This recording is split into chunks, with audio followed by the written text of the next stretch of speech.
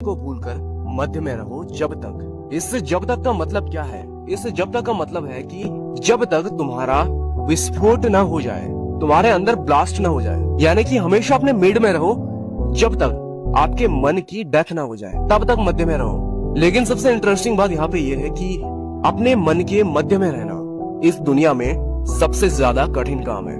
ये दिखने में बहुत सरल है, सुनने में आपको मजा आएगा, तुम्हें लगेगा कि ये तो मैं कर सकता हूँ, बहुत इजी है, तुम्हें ये लगेगा कि अब पश्चाताप करने की जरूरत नहीं है। लेकिन सुनने से कुछ नहीं होगा, इसे एक बार एक्सपीरियंस करना पड़ेगा, राइट? और तब तुम्हें पता चलेगा कि जब आप गुस्सा करोगे तो उसके बाद आपका मन आपको रिग्रेट करने की ओर लेकर ही जाएगा 100%। आपने देखा होगा जब दो कपल्स के बीच में झगड़ा होता है, पति पत्नी के बीच में झगड़ा होता है, और ये झगड़ा सदियों से चला हुआ आ रहा है, हर एक घर में होता है। और इंटरेस्टिंग बात यह है कि हमारे महापुरुष और सलाहकार हमेशा से हमें ये समझाते हुए आ रहे हैं कि कैसे रहें और कैसे प्रेम करें, लेकिन फिर भी झगड़ा जारी है।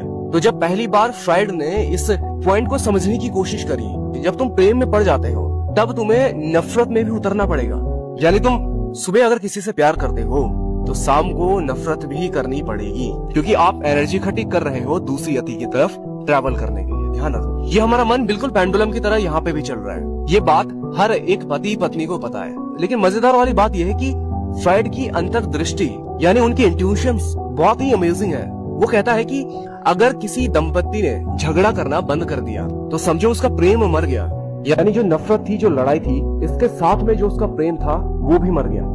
यानी अगर तुम किसी कपल्स को देखोगे कि वो कभी लड़ता ही नहीं है, तो ये मत समझो कि वो बिल्कुल आदर्श जोड़ा है, वो बिल्कुल रिस्पेक्टफुल जोड़ा है। इसका सिर्फ इतना सा अर्थ है कि वो कोई जोड़ा है ही नहीं, वो बिल्कुल समांतर है, वो एक बिल्कुल सीधी रेखा है जिनका शोर कहीं पे मिलता ही नहीं है।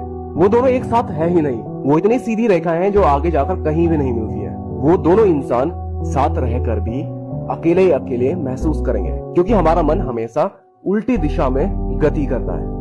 कि अगर तुम सचमुच किसी को प्यार इसी मन के साथ करना चाहते हो तो लड़ने झगड़ने से डरो मत। और सच बात तो यह है कि तुम्हें ऑथेंटिक तरीके से लड़ना चाहिए, ताकि तुम ऑथेंटिक तरीके से प्यार के, लव के एक दूसरे किनारे पे पहुंच सको। तो अगर आप अपनी पत्नी से लड़ाई कर रहे हो तो इससे डरो मत, अपनी लड़ाई करो आप, क्योंकि लड़ाई नहीं होगी तो तुम्हें सामने वाले का प्यार नहीं मिल पाएगा। तुम इस प्यार को पाने से रह जाओगे। झगड़े से बचो मत, अगर मौका मिले तो बिल्कुल लास्ट तक लड़ाई को लेकर जाओ, और फिर शाम होते होते तुम पाओगे कि फिर से प्यार आपको वापस मिलने लगा, क्योंकि मन तब तक पूरी एनर्जी इकट्ठी कर चुका होगा उस प्यार को वापस पाने के लिए।